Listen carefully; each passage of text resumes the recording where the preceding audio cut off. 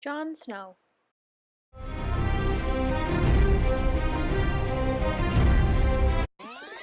This Jon Snow.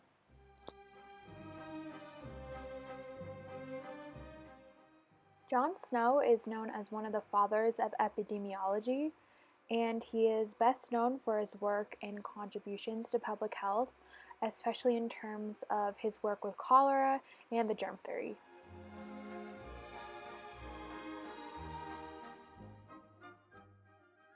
Jon Snow was born on March 15th, 1813 in the quaint town of York, England, and at age 14 he became an apprentice to a surgeon. What were you doing at 14? In 1836, Jon Snow moved to London in order to start his formal medical education. In 1844, Jon Snow graduated from the University of London, and by 1850 he was admitted to the Royal College of Physicians.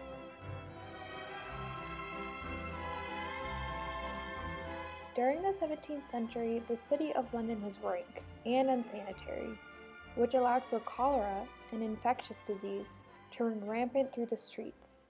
And by 1853, it had killed 10,000 Londoners. People at the time believed cholera was the result of bad air. Snow didn't believe in this so-called bad air or miasma theory. Instead, he argued that it was by something people were eating or drinking. Jon Snow published these ideas in his own little book called Cholera for Dummies, or formerly known as On the Mode of Communication of Cholera in 1849. Snow was able to prove his theory in August 1854 when cholera showed its nasty face during an outbreak in Soho, London.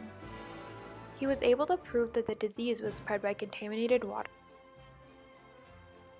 Snow recorded the locations of cholera deaths in the city and was able to prove that most of the deaths were clustered around a particular water pump on Broad Street.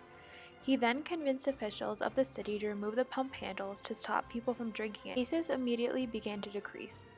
Snow's germ theory of disease was not widely accepted until the 1860s.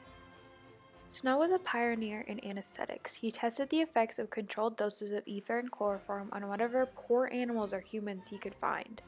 He ultimately made the drug safer and more effective. He also designed a mask to administer the drug safely. He was even trusted in giving chloroform to Queen Victoria for 2 different births. Snow unfortunately died of a stroke in 1858 after a long and devoted life to the studies of health.